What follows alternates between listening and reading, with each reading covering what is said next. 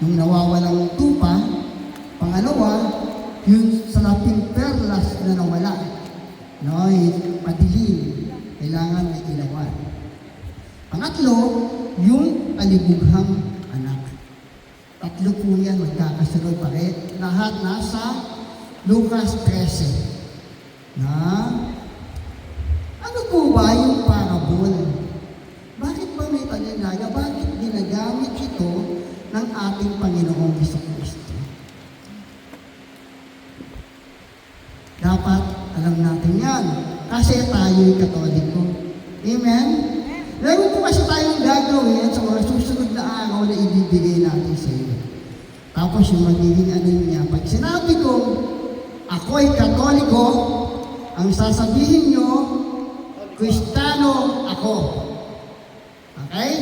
Ako'y Katoliko, Kristiyano ako! Kristiyano ako. Ako'y Katoliko! Yan. Gusto ko dapat proud tayo kapag sinasabi natin na Kristiyano ako. Bilang isang Katoliko, pinagmamalaki mo ba na Katoliko ka? Kanina sa Facebook ko, mayroon akong nakita. Sabi ko kanina, lost and found. Diba? Sa Facebook, usok-usok po ngayon yun. Pwedeng ipag-store. Yung mga picture, nagsisan ng mga lumang picture.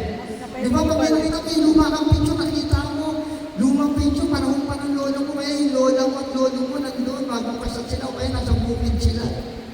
No? Pwede mo pakistore black and white yun. Di ba?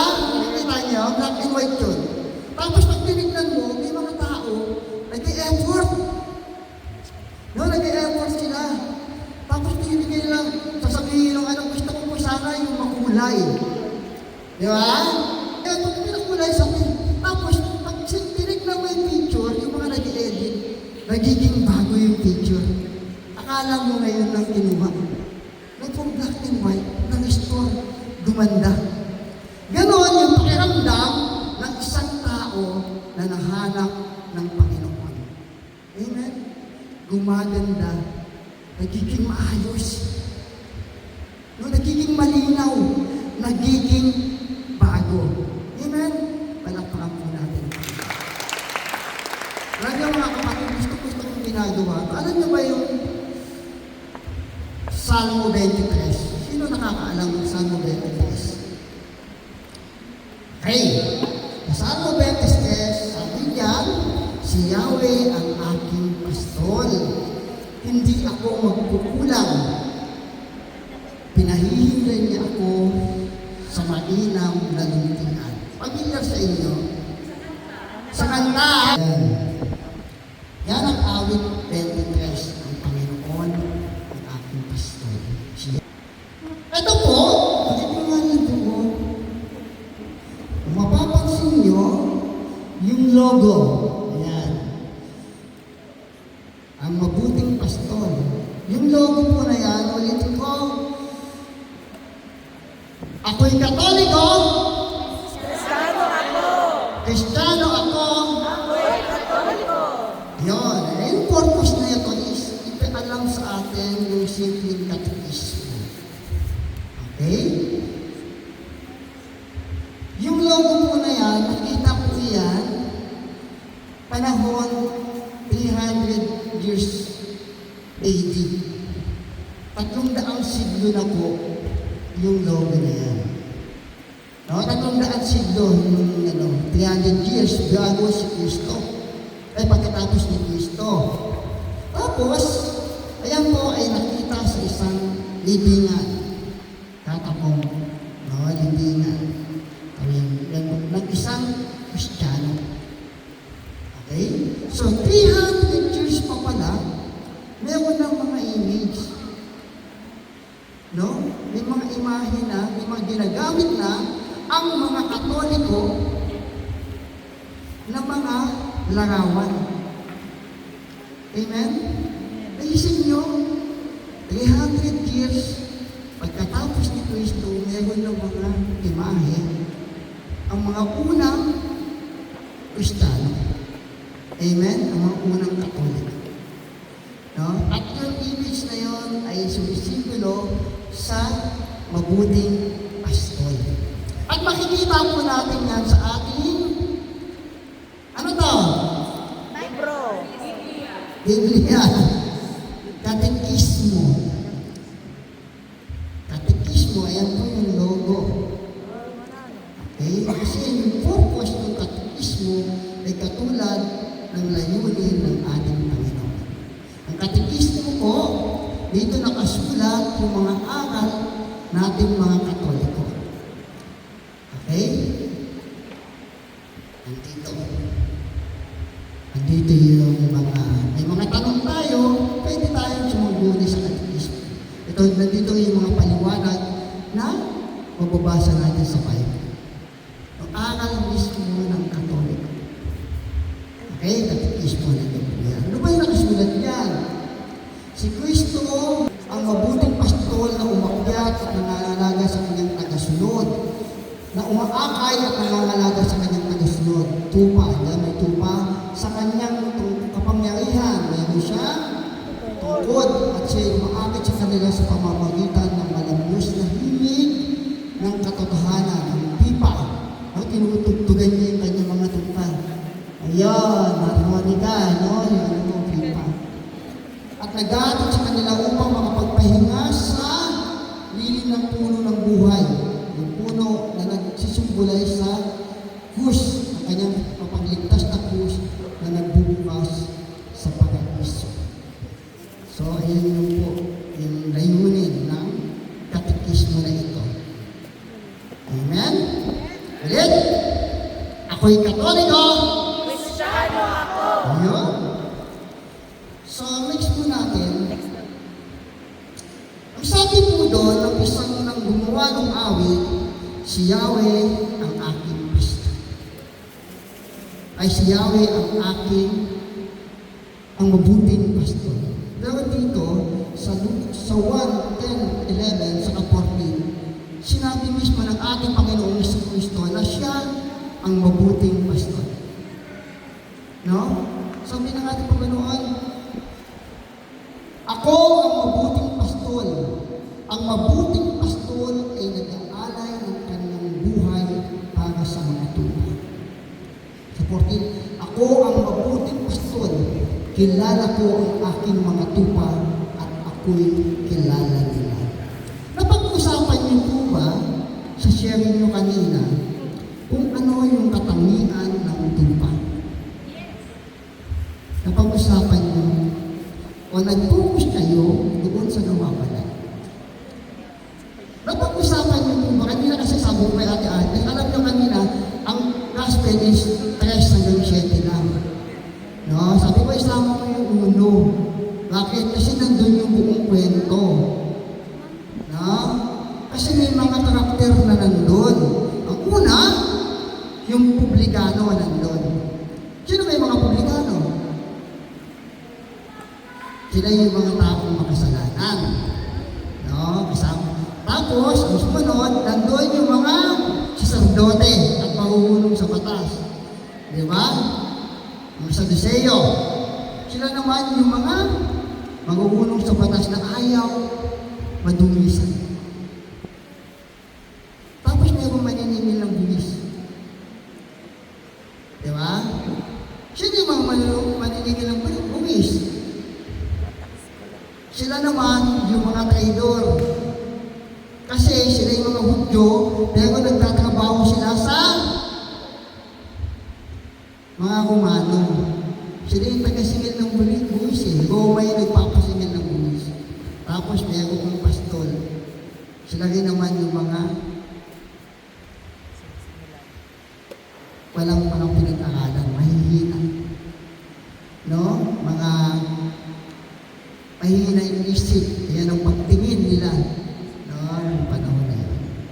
Kasi biruhin mo na wala. Yung isa, yung mahanap, ipapiyesta. Diba? Sabi ng ating Panginoon, ako yung mabuting pastol. Nakikilala ko ang mga tupa. Nakikilala nila ako. Yung mga tupa ko, karaniwan, mga malalabo ang mata. Nearsighted sila. No? Nagkakakitaan sila malapit lang. Malapit lang. Kaya hindi sila usually lumalayo. Kasi kailangan malapit sila sa isa't isa. Tapos, yung tinig ng pastor, isang sipon lang nila, isang tawag lang ng pastor, naglalapitan na yung mga tupa.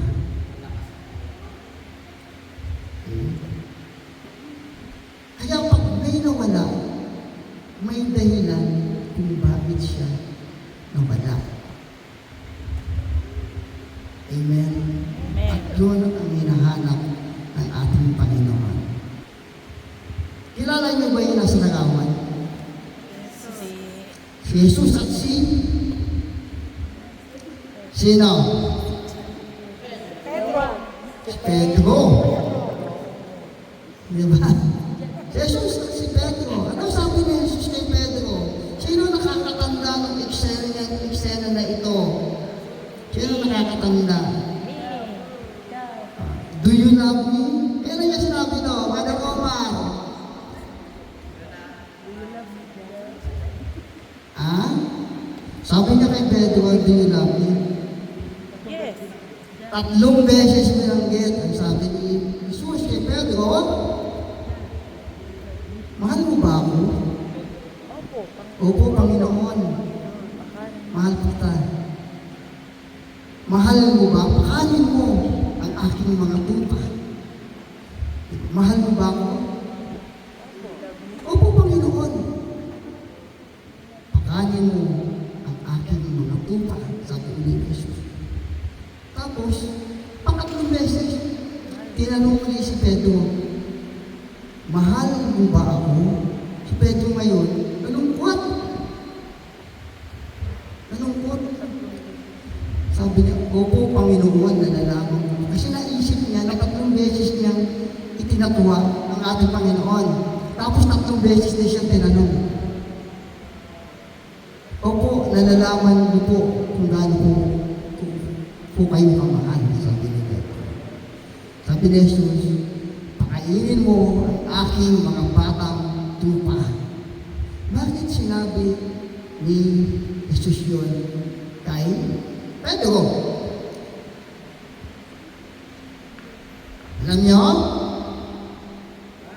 Alam niyo bakit? Kasi si Pedro yung pinagbilinan. Ano yun? Sino kakatanda? Ano yung binigay kay Pedro? Susi. Batong ito. Sa batong ito, itatayo ko ang aking iglesia. Si Kristo nagtayo ng isang relihiyon.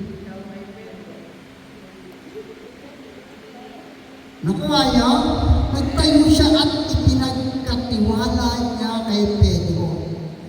No? Ano sabi ni Panginoon ni Jesus? Basahin natin sa